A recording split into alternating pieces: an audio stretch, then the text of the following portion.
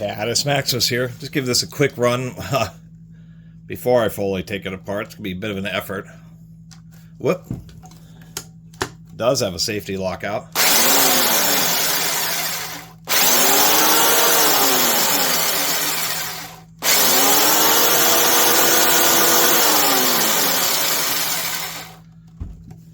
Definitely does not have any oil in it.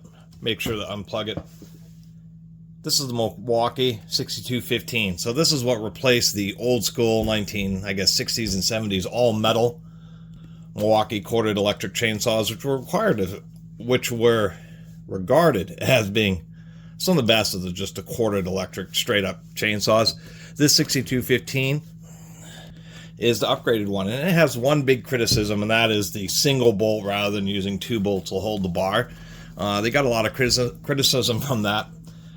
But even so, as far as on the market for just regular old plug-in electric chainsaws, this Milwaukee is still regarded as one of the best. So many companies, Paulin, Remington, Makita, Steels. I guess, there's some of the Steels are obviously very good, but a lot of, as compared to, say, the Makitas, Makita still makes a corded electric chainsaw. Milwaukee doesn't. Everything is cordless only.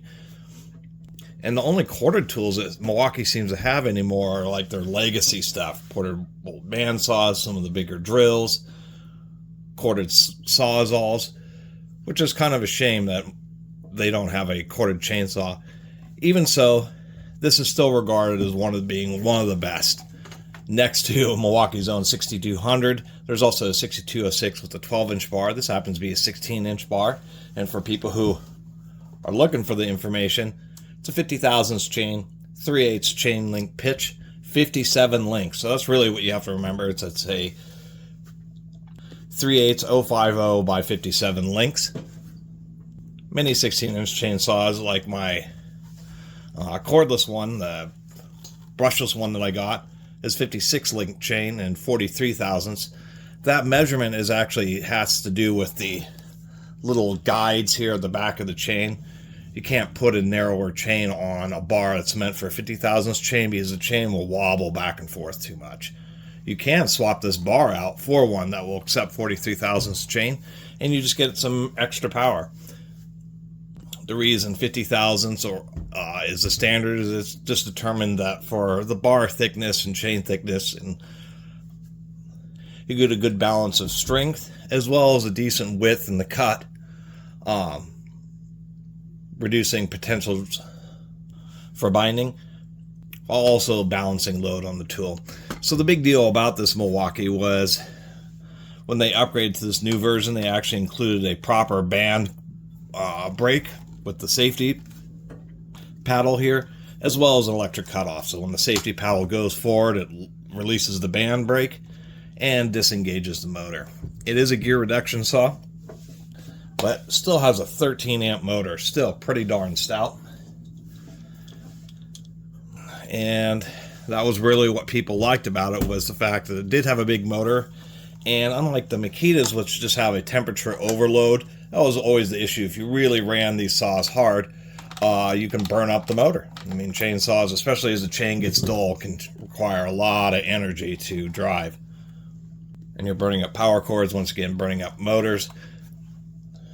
And gas chainsaws are the same way. If the chain locks up, there's a clutch in there, and then they'll make this strange bog down sound because the chain is locked up and preventing the engine from absolutely stalling. And so Milwaukee just said, we'll do that with our chainsaw. And so it has a clutch so that you can adjust it. If it gets overloaded, the motor will spin before it burns up, and that adjustability people really liked. And so we have this kind of oddball system here where how you adjust it is you tighten this nut and it'll move this washer. There's a little arrow there and then this little series of dots, and you just move it to the next dot. They did issue a service bulletin. They're talking about 25 to 35 inch-pounds of torque. I'm going to do it on the upper end. This one's definitely seen some use, but it hasn't been abused. The chain's not in great shape. I'm going to have to deal with some of this sawdust here.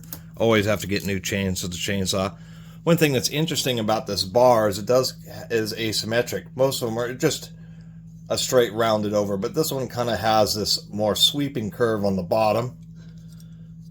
The nose sprocket actually feels okay, so this hasn't had a lot of life or a lot of run time without, it doesn't have any oil in it, but really you just take a good look along this bottom edge here to see if it looks like you're experiencing a lot of wear. And then once again, just making sure the nose sprocket seems to be operating properly. This bar still has some life, and you can always just, you know, it's a standardization for a chainsaw bar, so you can always just get any old bar and swap it out. And of course, we're going to, actually, so you can see a little bit better, let's get a little bit more zoom in here. To check the sprocket, you simply look at it and just see how deep the little grooves are where the chain drives. And as we can see, we still have plenty of life left in this sprocket.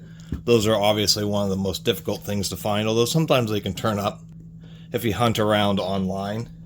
And it's probably one of the biggest risks of buying an old chainsaw like this, is that you really have to be able to take a good look at the sprocket. Bars and stuff and chains obviously can be replaced, but these sprockets, you know, end up becoming obsolete. There's like a whole community. Chainsaws are one of those tools that a lot of people do collect, both gas and electric. And so there is some, you know, hunting around the parts, sprockets from another brand of chainsaw that you can usually get to work. Anyway, let me brush this out a little bit, and I'm going to break it down because this does have a gear reduction from the motor, and I want to put some new grease in there. The other thing you want to check on these is the oil pump. I figured this would be a good candidate. Once again, this isn't as heavy duty as the older ones. The older ones had a nice steel. I always forget if these are called, I always forget the term for those driving spikes, but they're still at least metal. This is a whole all metal housing. But you can see where they could have had a second bolt, but instead they just decided to use a hardened steel pin, which it's a little bit cheesy. But the nice thing about using this band clutch is this is like many gas saws will use the same type of system, and it also gives doubles because of there's a clutch under this once again that you adjust the tension or how much pressure just by the tightness of the bolt, kind of like a worm drive skill saw. But this whole apparatus here prevents wood chips from getting down into the gearbox itself. Anyway, might as well start with the brushes since this whole thing, I believe the gearbox, if I'm looking at the parts diagram correctly, you can't see any screws to this side. It's all screwed in through the back, so the motor has to come off in order to service the gearbox. I guess not the most serviceable. Brushes still have plenty of life. That line is where they reach the wear marker. And one indicator, if a tool, it doesn't mean that a tool is bad or doesn't have plenty of life left, but you can tell if it's been run hard because this little copper wire that goes to the brush, if it's gotten real hot, it'll start to discolor and oxidize. They are made to be replaced pretty easily. If you look at the slot there for the flathead, you can see it's curved. It's designed to actually use a coin to replace the brushes. But it is a 13 amp motor, so it does have big brushes like you would expect.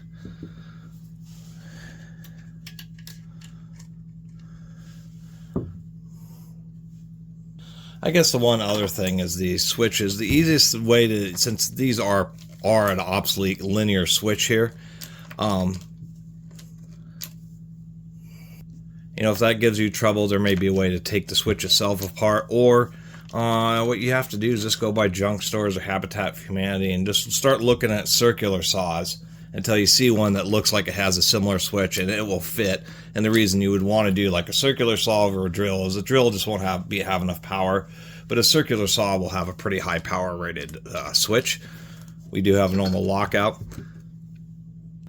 I suppose we'll remove this guard assembly since we have to do that. Anyway, I assume that this is wow, it's definitely pretty tight, whatever it is. I thought it was a nested bolt, but it may not be. Just a second. The two screws that hold on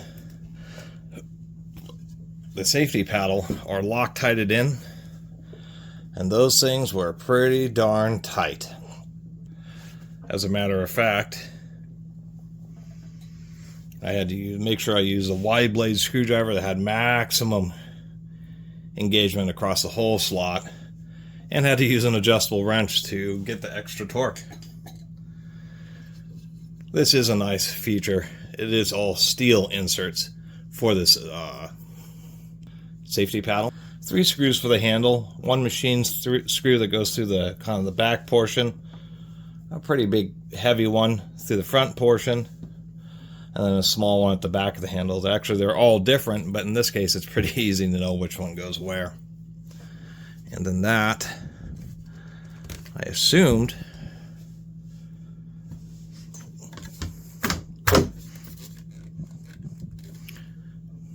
would have released the handle, but it may kind of still be sandwiched in there. Nope, it wasn't sandwiched. It just has to slide on and off, and finally got this open. It took a minute. I believe this is fiberglass reinforced polycarbonate. It just has that, it's a very hard plastic, and it has that kind of sheen of that like the old Makita tools do. Kind of a bog standard field. Nothing a lot going on there. Electrics are obviously pretty darn simple on this tool. Do have a nice large bearing. Ooh, and it doesn't sound great, does it? Which is kind of unfortunate, to tell you the truth, because if we look at this commutator, it's in great condition. Pretty heavy duty motor. I mean, it is 13 amps. I mean, that is a pretty stout motor. There's our oil pump, and I'm not exactly sure how it works, and maybe it's like a little spinning gear in there that pulls the oil up from the bottom and pushes it out through the oiling hole right there. This does not actually have a gasket, but this whole plate sits flush against the chainsaw bar.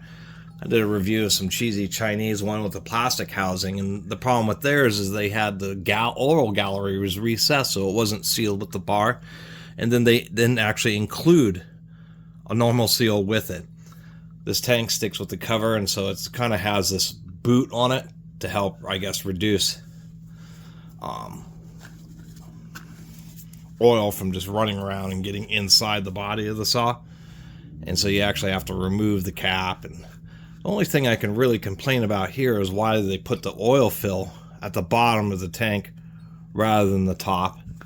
And then this thing right here, this is just a little breather so a vacuum doesn't develop and prevent oil from flowing.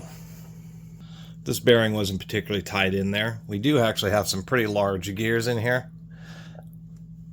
Let me zoom in a little bit more so we can get a better look at these. We still have little flats at the top of the gear teeth. This really doesn't have very many miles on it at all, but we can see pretty dry motor arbor. Definitely needs some grease. This front bearing is actually in better condition. It was just the sound of the gears that was making that noise. We do have like an E-clip. Kind of hard to see down in there, but there's an E-clip and then this like little shield here, which I guess helps prevent or shield particles will get thrown away rather than trying to enter the bearing. It's always this inner portion that needs to be guarded. That's where the gap is, or where the seal rides on a rubber sealed bearing.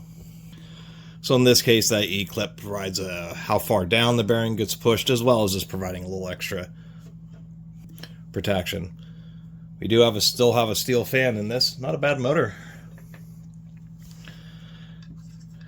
And now we can finally get at this oil pump in the gearbox. It's amazing that you actually have to really take this thing all the way apart in order to get at, well, I mean, the three most I guess brushes and the drive sprocket are the most worn items. The second is maintaining grease in the gearbox. And they say periodically on chainsaws you're supposed to clean out the oil pump. And inevitably, being a chainsaw, you get wood particles in there, and they can travel up and clog up. Now, this does actually have a gear pump rather than, like my cordless 16-inch. What it does is it just has, from this reservoir, there's a hose and like a little roller system that squeezes the hose and pushes the oil out, where this actually has more of a dedicated oiling system that may be something along the lines of a gas-powered saw might have. Here's our oil pump. So we have actually a power takeoff here. I think this is a nub just on the back of the reduction gear. So this is a nub that's on the back of the spindle itself. We can see a little worm gear there, a very wide and short worm gear. Either that strips out, or this little internal gear here can end up stripping out. Let me get a good look, and that gear is actually in pretty decent shape. Part of it's lubricated via the oil that actually pumps through it, but it is something to note that you're really not supposed to run these. I ran it for a couple of short jaunts, but you're not supposed to run these without oil because this pump needs oil to survive. Pretty complicated little pump to have the gear reduction, turning the little pump here. This is actually interesting. That's a fiber reinforced hose to prevent it from getting too chafed. And then this is the little fitting that just sits right there and is just pressed into the gearbox and held in via the oil tank itself. Kind of a simple little setup, to tell you the truth. Interestingly enough, there's a little alignment post there, and I thought, well, why would they have that when it's just a plastic pump and the two screws already keep it pretty darn well aligned. No, that's a interesting way of doing it, but there's a little recess in the end of this gear, and I'll have to get some other picks to actually pick it out. But there's a little undercut here. That pin sits in it to prevent this gear from falling out. Chainsaws are dirty, greasy tools, about to like a Subaru engine or something like that. Man, I mean, wow. We can see here that it is just a regular bolt that they're using for the nub, and that explains. I found one forum post where somebody said that, where's my cover here, that they just drilled through the cover and actually made their own second bolt. I don't know about the entire success of that, because the hole will come out here right around the chamfer, so I guess you'd have to grind out this chamfer some so that the bolt could sit flat, and there's only a metal collar in the first spot, not the second spot. Nonetheless, I guess, for me, it's not going to be such a big deal. I'll get into that oil pump in a second. I kind of want to look at these gears here.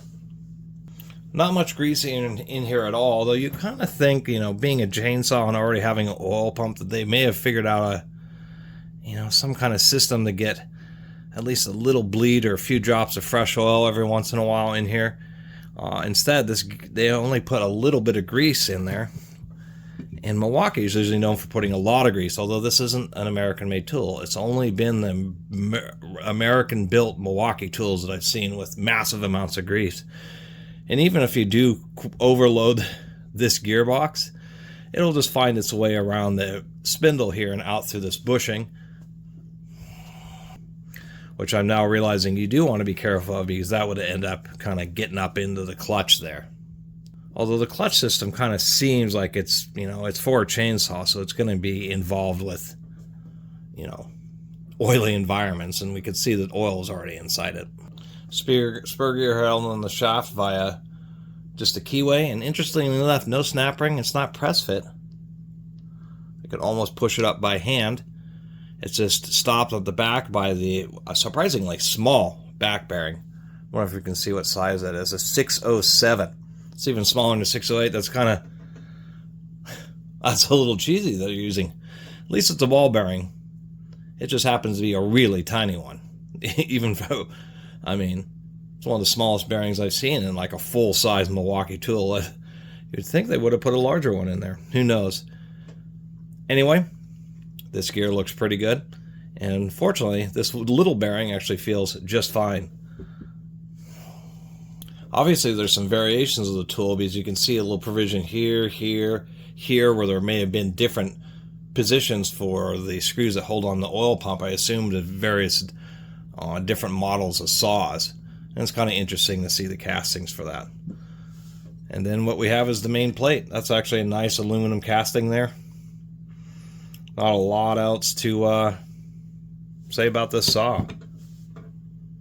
I guess the only thing is you could rub and feel here to see if there's really any ridges indicating any kind of hard particles have actually got inside there. Took me a minute to figure out this oil pump because we do have a steel rod in there. We do have a little tiny O-ring there. But what I couldn't figure out is what was going on with this track here. I was able to figure out that the track was not actually linear. I mean, that it was off at an angle. So what's happening is as this rotates around, it's hitting against that pin. And so what's happening is there's the hole. So here it's all the way out, and then it pushes in and then pulls back out again. And I finally figured out that the pump, the space, that little flat is actually the area that the oil gets into, plus it's pulling it back and forth. So what's happening is when it's in this position all the way out, it has just gone past, I'm trying to keep this straight here, the output, or excuse me, I guess this would be the output. I should have it in, have this oriented in the correct direction. So, like this, it's all the way out. Then as it comes around, this is pushing inwards, creating a little bit of pressure and this gap, which forces like a little drop or a couple drops of oil in here. Then it swings back around and then creates a little bit of suction, pulling in oil from the tank here. So what it's doing is it's coming around with the flat just to give it a little extra space, as it's pushing in to retract the space and force the oil up into the hose, and then it's pulling back out to suck in a little bit of oil from the tank. And so this is actually constantly moving back and forth.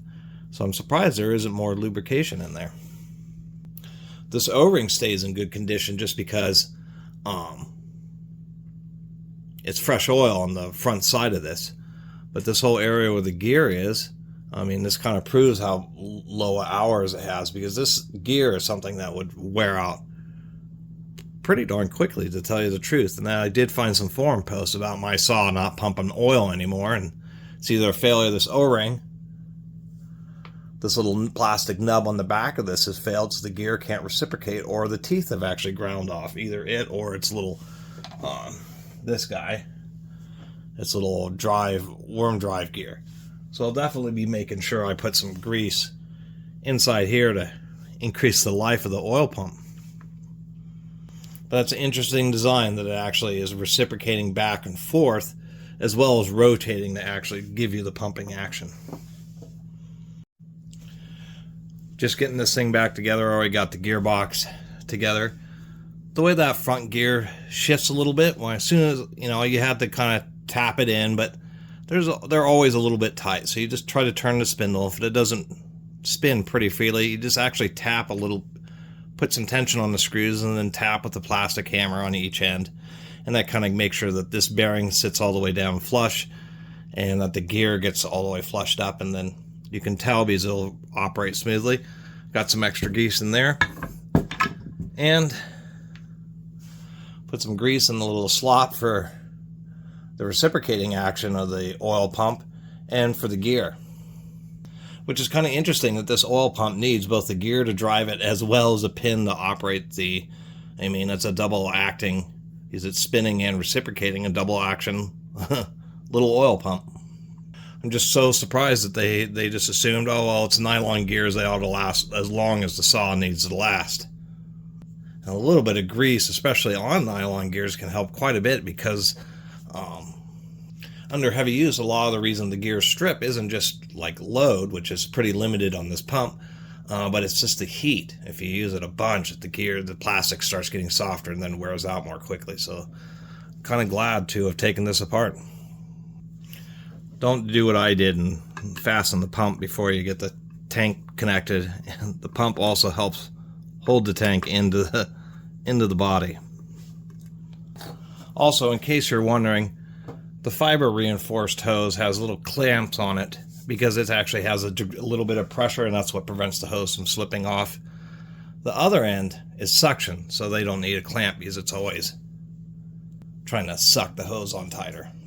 Kind of an odd choice of bearings. I guess that just is the price, but what we have here is a Japanese-made Nachi bearing on the front, which is a 6201. And whoop, there we go. You can see Japan Nachi, but on the back it's an NSK, and it happens to be a 6200. Usually you get the same brand of bearings throughout, so that's kind of interesting.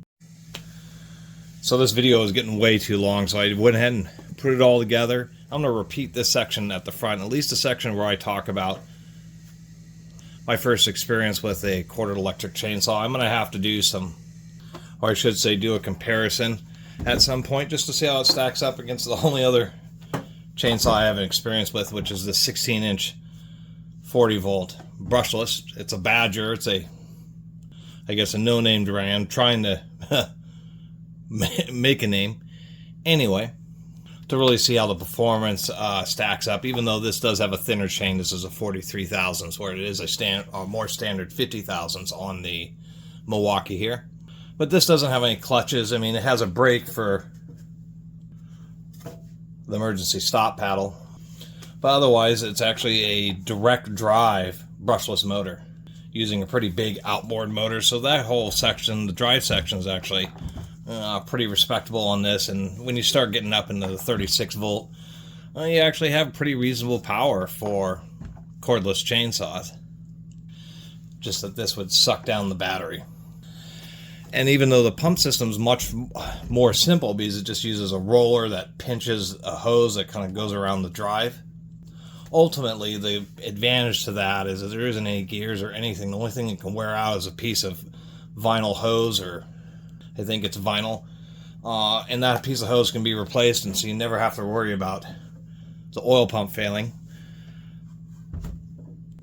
Where on this, it does have a nylon gear driven dual action little oil pump, which does work well. I did run it here. Actually, you can't see on that side, but you can see the fresh oil, so made sure the oil was pumping. But if that wears out, then you're done. There's no replacement parts. It's probably the biggest deal with these Milwaukees is they're pretty nice, but you can't get parts for them. I mean, some of the other things that are nice is it's using more of a gas type brake system, which actually works. Really just stops the chain dead. And actually that clutch helps out there too, because if you do hit this and release it, it will really stop the chain. Actually, Milwaukee says 150 milliseconds or 0.15 seconds is the stop time for the chain. And I activated this once, and you can actually hear the motor skid and the clutch activate. Having that clutch system to help prevent the motor from overloading is a good idea. It's better than having thermal overload or anything else. Really, just having a clutch system ensures only so much force is going to be against the motor, and you don't have to worry about burning it up. And the clutch is actually really easy to adjust because of the little line and dot system. You just pull off this cover, engage the brake, and just tighten that bolt, you know, another 10 degrees, 15 degrees, and continue cutting. But, you know, if this is a good one, there's got to be a lot of those electric chainsaws. And I've actually seen a fair number of them that just, once again, well, this was $20, and I hadn't seen like Makitas or like a Milwaukee. It was always Pullens, Remingtons, and it just seemed like really, you know, totally consumer stuff. So I thought, you know, it's going to be a Milwaukee. I mean, it says heavy duty on it, but there still are disappointments. Once again, the dual action plastic gear oil pump, which had dry gears. There was no lube in the actual oil pump gear head itself. That was disappointing. Took care of that. The other big disappointment is they weren't rubber sealed ball bearings. They were just metal shielded, and they both needed work. I had a replacement metal shielded one, so I did what I could and replaced it. The front one, the rear one, I was able to pop the shield off and add a little bit of grease and bring some life back into it. But if you own one of these, you're going to want to tear it down, get into that oil pump, and put some grease into the gears and the little track where it reciprocates back and forth. And yeah, the pump rotates while moving in and out. That's how it drives the oil. And you got to keep that grease. There was very little grease in the gearbox itself. This is a gear reduction saw. So you'll want to put extra grease in there, and you'll want to replace the 6201 front bearing and the 6200 bearing or 6200 bearing in the rear with rubber sealed bearings. I can't believe Milwaukee didn't do that from the factory. I'm a little disappointed. And their little setup in front where they just use an E-clip to kind of, and like a little dust deflector washer. When you replace the front bearing, you have to press the bearing down until it hits that E-clip. But that E-clips don't take very much force, and so it's very easy that when you replace the bearing to actually install the new one with too much force and have it go down too far and break the E-clip and damage the undercut that it snaps into. It's a little bit of a weird design, which would have much rather seen like a kind of a spacer or something in there. But it's an odd design choice, and this being a saw that came out in the year 2000, well, they have less excuses for it. And then once again, the single bar bolt, even though it can be modified, if you get inside it, you can get the peg. The peg is actually a bolt that just has essentially been cut off, and you can drill through this cover and kind of makeshift give it a 2-bolt system. But I mean, it's a pretty decent saw, but it could be a little bit better. A lot of stuff can be dealt with just by somebody who wants to do maintenance on it. But that's the deal. If anybody watches this video to the end, or at least skips to the end, and has one of these 6215 saws, that's the big deal. You got to get in there. You're going to have to get the 6200 and the 6201 bearings, swap those, grease up the gearbox, grease up the oil pump gears, and clean the clutch. At least the whole clutch assembly can be easily taken apart and put back together just by popping off this cover and removing the bolt. But oil eventually gets in there, and then the clutch tends to want to slip more once a clutch has oil on it. Fortunately, it's all metal, and it can be cleaned up. And also what's disappointing is the chain tension screw is right there. I don't know why they didn't make it so it's like in the front. Once again, for a saw from the year 2000. Other than that, it does have a nice Milwaukee built motor, 13 amps. I mean, it's a solid 2 horsepower. I'll certainly burn up the extension cords. Power cord's actually really easy to replace, which makes sense because it's pretty easy to get it caught up in the chainsaw if you're not careful. And in the modern era, the real reasons that you would even have a quartered chainsaw is just not having to deal with a gas saw. And, you know, I used to say it was also budget. You can get a pretty heavy-duty, high-quality unit plugged in that's much cheaper than a gas or a cordless one. But they're really pushing the cordless tools now, and like that Wild Badger. And hell, even though that Badger's not a great saw, it's more than good enough. And there was like one for $115 in like new condition used off of Amazon with free shipping. Totally unbeatable. Anyway, always kind of like the idea of quartered chainsaws just because you have all the basically unlimited power or runtime. But as far as how much these Milwaukees go for on eBay, which is surprising, like $100 to $200. When they show up, there's only a couple on eBay when I looked. And people wanting, one person selling a new old stock in the box for $400 is just totally outrageous. $400 gets you an incredible, gets you a big Milwaukee fuel brushless chainsaw.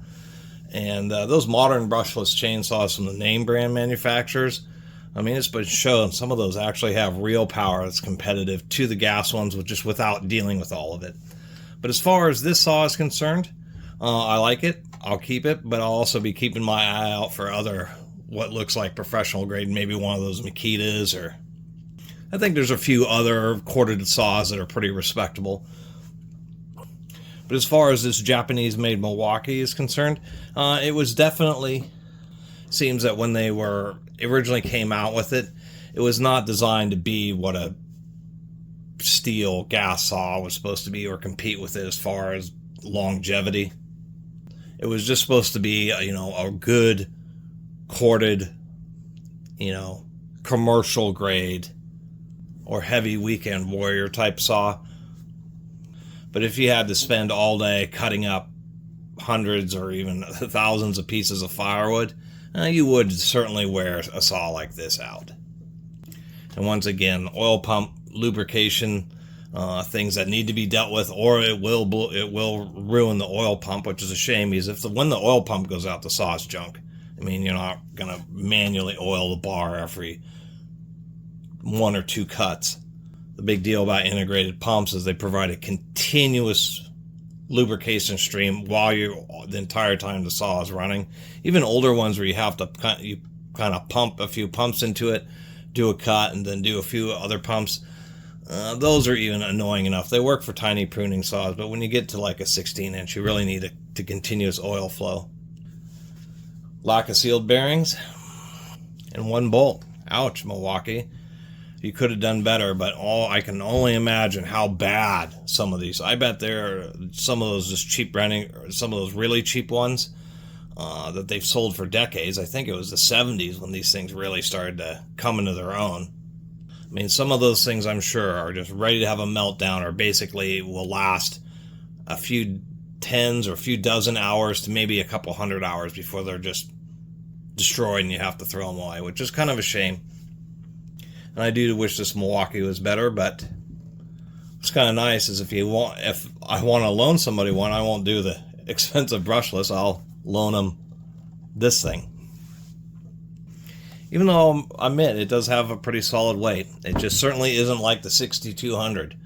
That was a very heavy duty saw. It just had a manual oiler and no gunna protection system. At least this has an actual realistic chain brake that is probably the closest piece of engineering to a full-size chainsaw is that band brake and maybe the clutch system. Anyway, thanks for watching.